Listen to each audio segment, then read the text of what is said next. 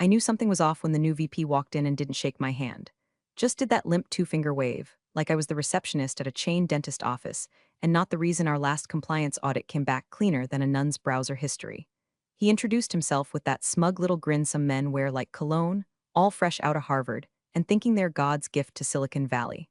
I watched him make the rounds, shaking hands with junior engineers who still had Cheeto dust on their keyboards, while I stood 5 feet away holding the meeting brief he was too important to read. But I'm getting ahead of myself. Back when the company was just 4 guys in a co-working space, and a dream so half-baked it still had eggshells in it, I was hired to help with admin.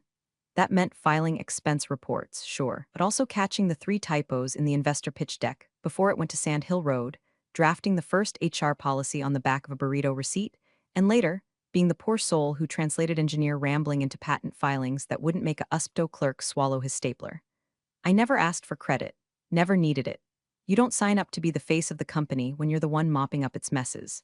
But somewhere along the way, my name started popping up on filings, not because I begged, because legal said it was cleaner that way, easier to avoid IP disputes when the ghost in the machine had a paper trail, and I was fine with that. I didn't need a gold star, just a quiet corner and working Wi-Fi. I like being invisible. There's power in being underestimated.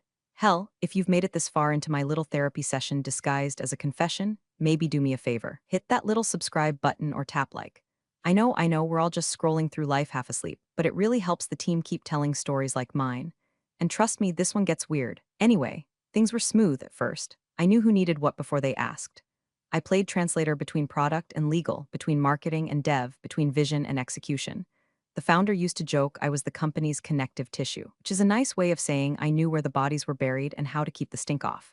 And then came whispers of an acquisition. A big tech company sniffing around, billion with a B. People started polishing their LinkedIns, trading sneakers for loafers, and acting like every Zoom call was a job interview. I stayed quiet. I'd seen windfalls fall apart faster than a 3-legged IKEA table. Still, there was a buzz, excitement, possibility. That's when Mr. MBA showed up, with his dress shirts so starched you could use them as cutting boards, and a voice that always sounded like he was auditioning for a podcast no one asked for. We need to streamline, he said at the first all hands. Cut redundancy. Create leaner operational verticals. Translation: I don't understand what most of you do, so some of you are going to disappear. A week later, my name was removed from 3 Slack channels and 2 project dashboards I had built. My calendar went from back-to-back meetings to one-on-ones with HR about transitioning responsibilities. I didn't get fired, no, that would have triggered legal reviews, but I was gently shoved into a corner like a Christmas decoration in June. My new title? Administrative support. No team, no access, no voice. Just a desk under the flickering fluorescent light near the printer that smells like burnt toast. No one said a word, not legal, not ops. Not even the founder, who used to send me late-night emails asking if a clause looked too sketchy. They all went silent, like my usefulness had expired the moment I hit 49 and started wearing readers. I didn't cry. I didn't rage. I just watched. Watched them stumble through investor decks I used to rewrite in my sleep. Watched them forget how to submit a patent. Watched them assign 3 junior staffers to do what I used to handle between lunch and coffee break. It's funny how fast people forget the scaffolding once the building looks finished. I spent my days quietly sorting old files, answering the occasional call, and training the bright-eyed 26-year-old who now had my old responsibilities and a badge that still said product ops even though she couldn't spell proprietary without Google. And through it all, I waited. I listened. I archived, because the thing about being invisible, they forget you're still in the room, and I never stopped paying attention. He announced the strategic realignment like it was a TED talk and not a corporate mugging in broad daylight. Big smiles. Buzzwords bouncing off the conference room glass like flies trying to escape. We're trimming the fat, he said, laser pointer in hand, pacing like a guy who'd just finished reading one book about Steve Jobs and thought he was ready to gut a company. No mention of names, of course, just charts and acronyms, and that god-awful PowerPoint template with diagonal lines that screamed, I paid someone on Fiverr to pretend this was visionary. By the end of the week, 3 teams were dissolved. 2 managers were moved into advisory roles, which is code for your badge still works, but nobody cares what you think. And me, I was reclassified. That's how they phrased it in the system update. No meeting, no warning, just a calendar invite titled Role Clarification 15 Min. My title went from operations liaison to administrative support. The kind of role they don't even bother to acronym. I used to have back-end access to our IP tracker, a floating seat in dev stand-ups, and early eyes on every compliance brief that touched the platform. Now, I couldn't even open the company wiki without a permission-denied pop-up blinking like a neon insult. I got moved, too. Out of my old desk, prime real estate by the project warboard, and into a cubicle that sat so close to the kitchenette, I could smell everyone's failed attempts at reheating salmon. No nameplate, just a sticky note that said Elizabeth W., because I guess my full name was too much for the spreadsheet that determined my fate. And the worst part? Nobody said a damn word. Not even Kathy from legal, who used to cry in my office after performance reviews. Not Raj from engineering, who once told me I was the only reason the product hadn't collapsed under its own bloated code. They saw me get boxed out like a stray cat at a garden party and just looked away. I didn't scream, I didn't cry. I didn't send the petty Slack message I drafted in my drafts folder titled "So This Is What Ageism Smells Like." I just sat there, nodded, drank the lukewarm Keurig coffee like it was fine, because I've seen this before. New blood comes in, needs to flex, needs a body count. And who better than the woman in her late 40s who doesn't post thought leadership threads on LinkedIn and doesn't start sentences with "at Stanford? We did it this way." He replaced me with a girl named Maddie, fresh out of a startup that folded faster than a cheap lawn chair. I was told to train her up, which apparently meant I had to teach her how to use the exact system I built. I showed her how to navigate our patent database, where the legacy access tokens lived, how to file an exemption without tripping compliance. She said, "Wow, this is more complicated than I expected." I smiled and said, "Yeah, it tends to be, when you're the one who wrote the damn thing." She didn't get the sarcasm. None of them do. They think systems grow on trees and legal filings appear fully formed out of some SAW product they saw on Product Hunt. Meanwhile, every time someone forgot a clause or used the wrong nomenclature in a brief, I watched from the sidelines like a ghost at my own funeral. No one asked for help. No one admitted they were drowning. But I could smell the panic in their typos. They forwarded my old files to interns. Interns? Kids who still put emojis in their email sign-offs. I watched them fumble through version control like toddlers with chainsaws, breaking things I'd spent years building to survive regulatory audits and hostile IP trolls. And still, I said nothing. Because they wanted me gone but not gone. They wanted the work without the woman, the system without the architect, the results without the relationship. I was inconvenient, too experienced to fire, too quiet to promote, so I sat, I watched, I listened. And quietly, without anyone noticing, I started printing things, filing them, cataloging them, not in a petty way, in a precautionary way. Because if you spend enough time being the invisible backbone of a company, you learn how fragile everything really is. And honey, this company had no idea how close it was to spinal collapse. The air changed the second the rumors hit Slack. Somebody's cousin's husband knew a recruiter at Tectome, one of those insatiable, cash-stuffed tech behemoths that buys smaller companies like appetizers. And word spread like free donuts in the break room. Suddenly, every desk had a little more posture. Every engineer started brushing their hair again, and LinkedIn saw more profile updates in 48 hours than it had in the past quarter. I watched it all with the same deadpan calm I'd perfected over the last year of being sidelined. You learn to sip your coffee slower, nod more, speak less. My inbox was quiet, except for one forwarded thread, an investor update that mistakenly CC'd me. Subject line: Acquisition Trajectory MVP Team Visibility. My name wasn't there, not even in the footnotes, but you know whose was? The girl I trained to replace me, Maddie, Miss How Do I File a Provisional Again, now suddenly listed as a key operational contact. It stung.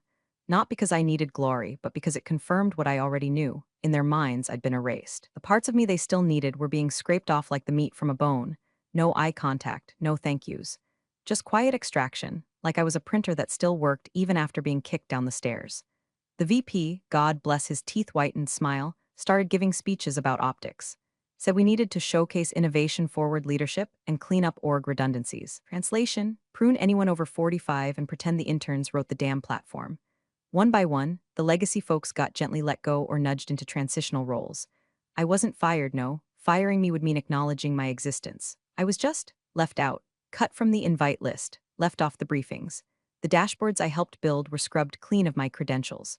The workflows I designed got repackaged in Maddie's shiny new Google Docs. I was no longer in meetings, I was setting up chairs for them. The deal was heating up. Word was Tectome wanted to close within the quarter. The office pulsed with fake urgency. Whiteboards filling up with made-up KPIs, everyone trying to look irreplaceable. The VP strutted around like a rooster with a Wall Street Journal tucked under his arm, dropping phrases like vertical synergy and IP leverage without understanding a word of it. I sat through it all, pencil in hand, highlighting old compliance logs. Not because anyone asked me to, but because I knew what they didn't, that the devil lives in the footnotes, and our IP history was a minefield if you didn't know where the bodies were buried. Then came the official reorg chart. It hit my inbox like a slap. Maddie had been promoted officially into a newly created role, Product Systems Liaison.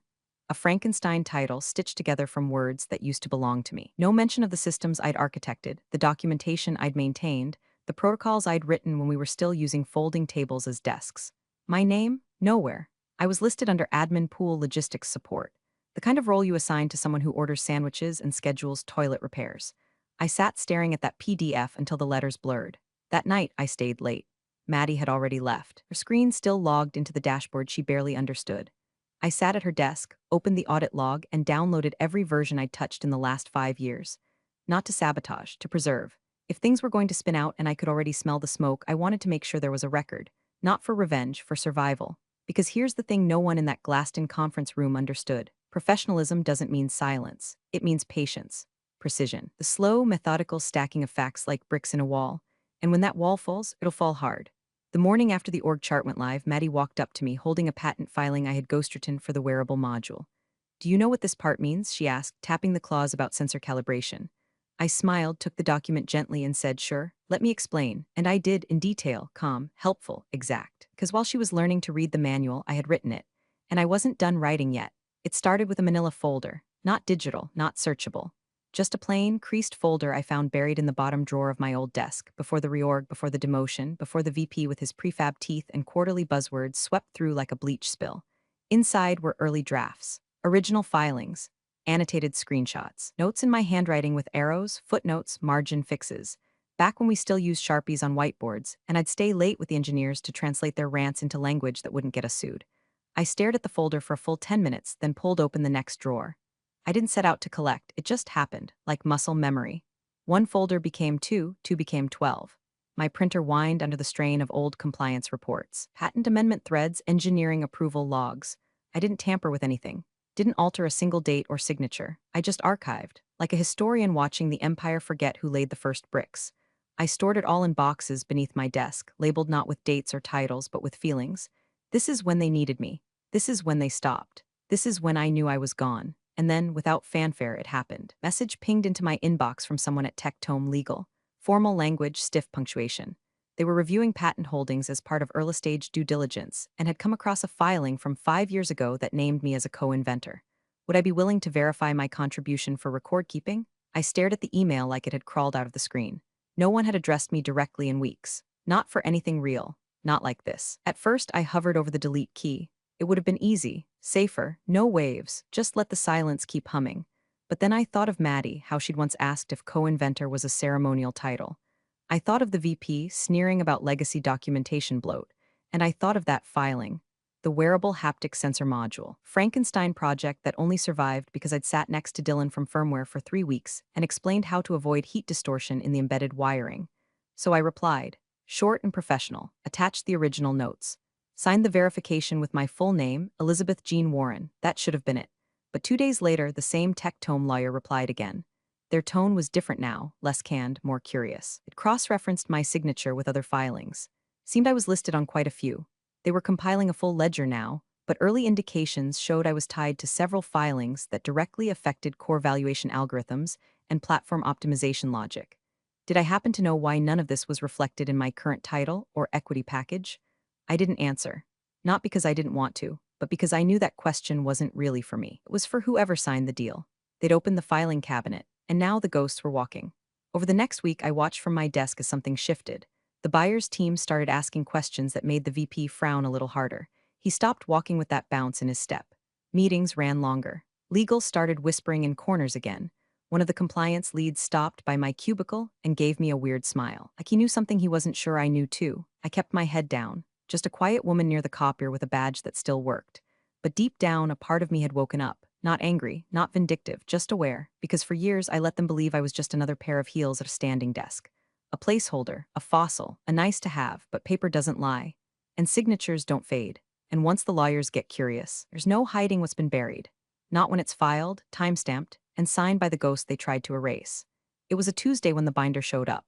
Thick, ugly, branded with a sticker that read Preliminary IP Ledger Internal Review Only. I didn't see it myself, not at first. But whispers travel faster than bandwidth in a nervous office, and by noon, I'd heard from 3 different directions that something in the due diligence documents had spooked Tectome's legal team. Apparently, one of their junior counsels, some poor soul tasked with vetting our patent filings, had hit a recursion loop. The name Elizabeth J. Warren kept surfacing. Not once, not twice, but 47 times. Across filings ranging from early hardware modules to the machine learning routines we'd retrofitted for compliance automation. My name was on patents that directly touched every major product line they were valuing. That IP binder may as well have been a biography. The problem? I wasn't on any leadership chart. I wasn't listed on any equity agreement. Hell, on the org chart, I was still a floating box marked admin support logistics like I ordered toner and baked cupcakes for birthdays. Tectome didn't like that. Big money never does. They wanted clean lines, authority maps, ownership trails. Instead, they found a phantom with fingerprints all over the product. No contract saying I didn't own a damn thing. Still, I said nothing. I watched the VP get pulled into an unscheduled call with legal, watched his posture change, cocky to coiled. His voice dropped an octave. He started using words like oversight and clerical error. By mid-afternoon, he was in the glass conference room, pacing behind frosted windows, gesturing wildly with a dry erase marker he wasn't using.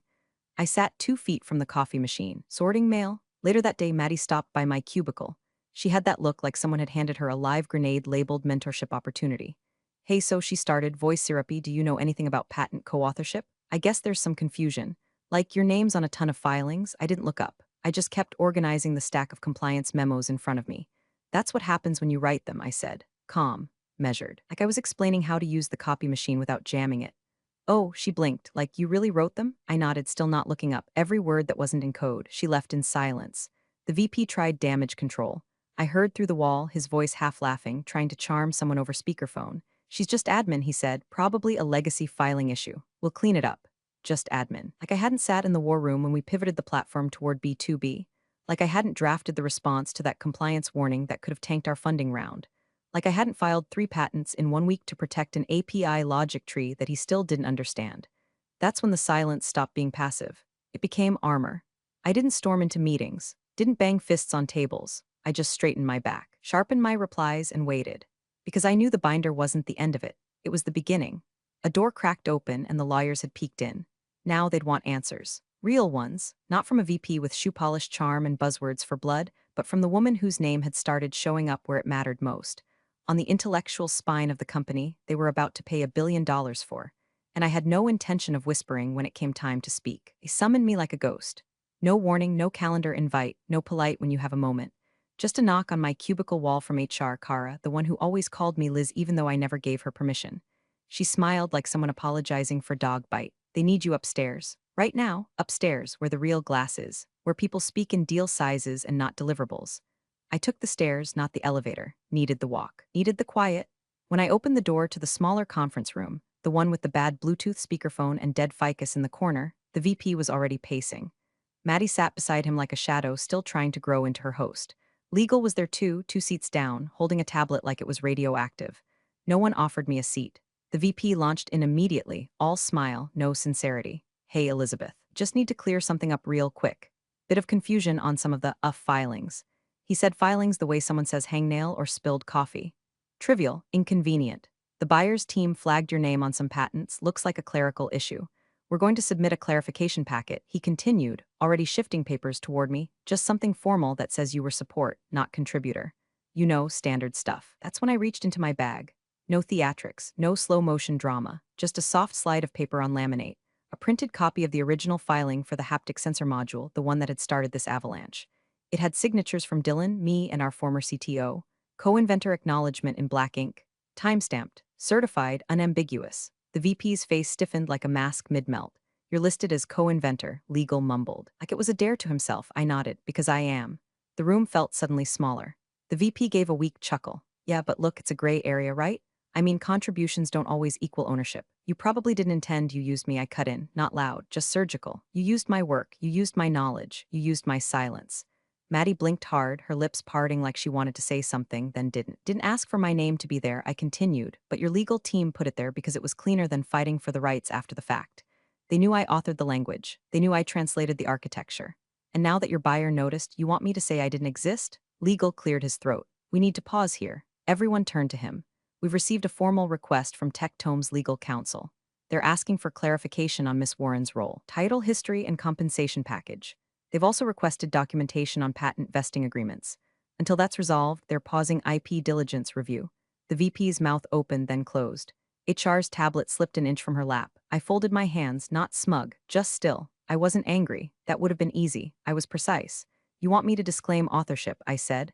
What you should be doing is checking the valuation model. Because if they're smart, and they are, they've already redlined your numbers based on the assumption I'm the only one who actually understands what you're selling. The silence that followed was thick enough to choke on. I stood to leave. No mic drop. Just a simple, let me know when you need the other filings verified. There are 46 more. As I reached the door, I heard legal whisper to the VP, you didn't have her under contract? And in that moment, I felt nothing. No satisfaction. No fury, just cold clarity. Because when someone tries to erase you after building an empire with your hands, they don't just risk embarrassment, they risk exposure. And baby, the lawyers were just getting started. It was the email that did it. Not the five-alarm panic flaring in legal's inbox, not the sudden vanishing of the VP from Slack, not even the whispering huddle I saw between HR and comms near the vending machines. No, it was the plain, unstyled two-sentence email from the founder himself, subject line, boardroom now, that told me the scaffolding was starting to buckle. He hadn't emailed me in months, not since my reclassification, not since I got relocated to the cubicle zone where hope went to die. But now, the man who once called me his Swiss Army knife and lipstick wanted a meeting. In person. No assistant, no buffer. Just, can you come to the boardroom? Something had ruptured. By the time I got upstairs, the energy in the office had gone full crime scene. You could feel the blame moving around the building like a virus looking for a weak host. The VP's office door was closed. Legal's lights were on at 7 p.m. Tectome's due diligence portal had gone from in review to on hold. The founder met me at the door himself. He looked tired, collar unbuttoned, expression tight. Elizabeth, he said, his voice lower than I remembered. We need to talk. Inside, it wasn't just him. Legal was there, HR was there. So was the director of compliance who wouldn't meet my eyes. And in the middle of it all, that godforsaken binder sat open like a wound. A sticky note on top read, 47 filings named inventor, EJW. They didn't offer me a chair, so I pulled one for myself. Legal started. He was the same guy who'd once told me to use passive voice in filings because it sounds less female. Confirm the documents, he said, almost apologetic. They're valid. The USPTO records back them up. Elizabeth, you're not just listed, you're the named contributor in more than half of them. The buyer flagged this as a significant exposure point. The founder turned to me. Why didn't you say anything? I shrugged. You didn't ask. The VP finally slithered in 10 minutes late, face flushed, collar wilted. He tried smiling like the fire wasn't already in his lap. Elizabeth, this is obviously a misunderstanding. We're just trying to keep the narrative clear for the buyer. It's not personal. I looked at him and said, if it were personal, you'd be thanking me for not leaking the fact that your equity prospectus is built on intellectual property you tried to bury in a cubicle. HR jumped in then, voice sweet like Splenda. We've been reviewing your compensation structure. We feel confident we can make this right, retroactive acknowledgement. Maybe a spot bonus, no, legal interrupted, pinching the bridge of his nose. It's not that simple. She's not just owed acknowledgement. Based on the filings, the contribution language, and the lack of work-for-hire agreements for that period, she owns part of it. The founder went pale. The patents, legal nodded slowly. We didn't lock them down properly. Not all of them. That was when the room changed. The buyer's lawyers had made their move. They weren't just asking for clarification anymore. They were pausing everything. The acquisition clock had stopped ticking. The data room was closed. No more calls. No more investor updates. Tectome had sent one line, we will resume diligence once ownership rights are verified by the named inventor. That's what they called me now.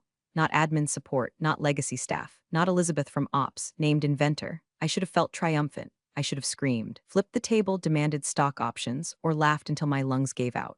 But all I did was sit back, cross my legs, and say, well, it's not clean, is it? The VP opened his mouth to speak again, but the founder raised a hand. Don't, he said, quiet, measured, you've said enough, and that's when I knew. They weren't calling me in to silence me.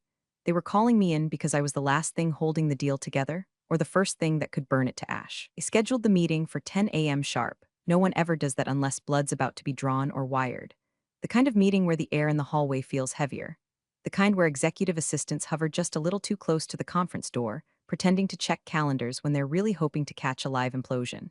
The boardroom was already full when I walked in.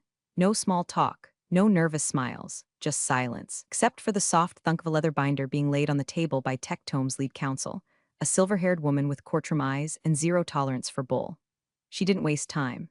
She turned the binder toward the founder, flipped it open to a tab labeled WIP lead roles, and pulled out a page so thick with yellow highlighter it looked radioactive. 47 patents, she said, voice flat. 47 filings submitted over a 9-year period, all tied to core valuation areas: infrastructure logic, product optimization systems, platform compliance, adaptive learning modules. All filed under Warren Elizabeth J., listed as lead contributor, designated inventor. Several filings with sole authorship. She slid the page forward like she was dealing cards in a game where everyone else had already folded. Then she turned slowly toward the VP. You're selling us a company she essentially owns. VP blinked, smiled, tried to chuckle. That's not exactly accurate. Elizabeth was admin support. These filings must be administrative input. Form work, filing artifacts. He looked around the room for backup. None came. The buyer's lawyer didn't blink. Is that your legal position? The founder opened his mouth to speak, but nothing came out. I let the silence sit for just a beat longer. Then I leaned forward, slow and even, and said, would you like me to explain the filing tree? Every eye in the room turned to me. For once, not with dismissal or indifference, but with attention. Like I was a map they suddenly realized they'd been using upside down. I reached across and pulled the binder slightly toward me. Flipped to the first flag tab. Patent hash US 1,109,823B, adaptive sensory throttling for embedded wearables. I remembered drafting the prototype claim in a cafe at 2 a.m. while Dylan panicked over voltage bleed. This one, I said calmly, was based on a firmware constraint Dylan couldn't resolve. I drafted the workaround. Engineering approved it. Legal submitted it. I reviewed the claim language and added the co-inventor clause myself. I flipped to the next, and the next. Each one a breadcrumb in the trail they'd tried to sweep under a rug. This one, I said, tapping the filing for our compliance logic engine, was the reason we passed the 2020 audit. The VP at the time wanted to license a third-party solution. I built this one with 5 engineers and no budget. Saved the company $2.3 million. The buyer's lawyer nodded. Your name's on the source notes. I smiled, small, tired. Of course it is. The VP looked like someone had unplugged him. He turned to legal, to HR, to the founder. But no one met his eyes, because it was done. Because the truth wasn't debatable anymore. Because in that room, in that moment, every name tag, title, and corner office had just become irrelevant. All that mattered was authorship, and it belonged to me. The buyer's lawyer leaned back, tapped the binder once, and said, until this is resolved, our valuation model is under suspension. We are not in the business of acquiring assets with contested ownership, especially when the contested party is still employed and present. Then she looked at me, direct, measured. Miss Warren, would you be willing to join us for private follow-up? We'd like to understand your role. More accurately, I nodded. The founder finally spoke. Quietly, she'll be there, but I didn't need his permission. Because somewhere along the way, they forgot that silence isn't surrender. It's a strategy. And mine had just paid off with interest. The next 48 hours were a masterclass in corporate backpedaling. Slack channels went dark. Calendars cleared themselves like digital tumbleweeds blowing through a desert of panic. HR's tone turned syrupy sweet. Legal developed a sudden case of radio silence, and the VP stopped showing up entirely. No one said fired. Not yet.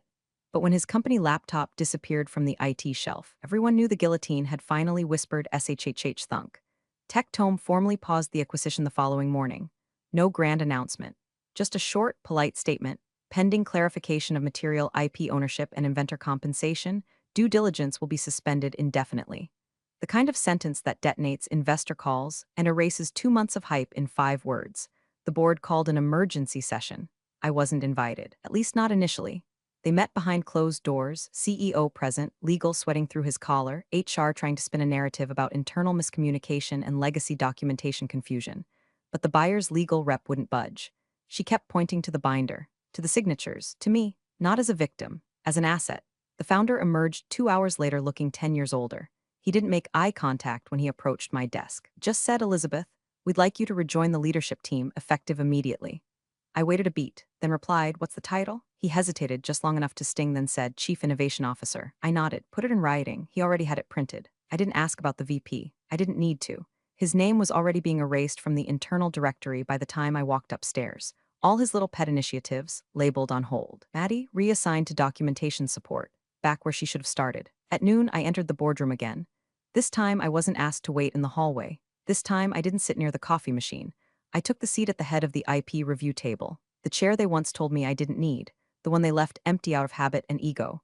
The buyer's CEO was there now, first time in person. He looked at the founder briefly and turned to me with a nod that said everything, you're the one we came for. I opened the binder, my binder. Shall we begin? I asked. And no one said a word, no fireworks, no tears, no one screamed or begged or ran out of the room. Because real power doesn't arrive with sound, it arrives with silence. And silence, when held long enough, becomes gravity. I never raised my voice, I never leaked a file, I never posted a thread or staged a coup, or rallied for allies in back channels. I just documented, witnessed, filed. And when the time came, I let the paperwork speak. Big thanks for watching, you sneaky seniors. Subscribe to keep the coffee pot brewing revenge. Your ex-colleagues won't know what hit 'em.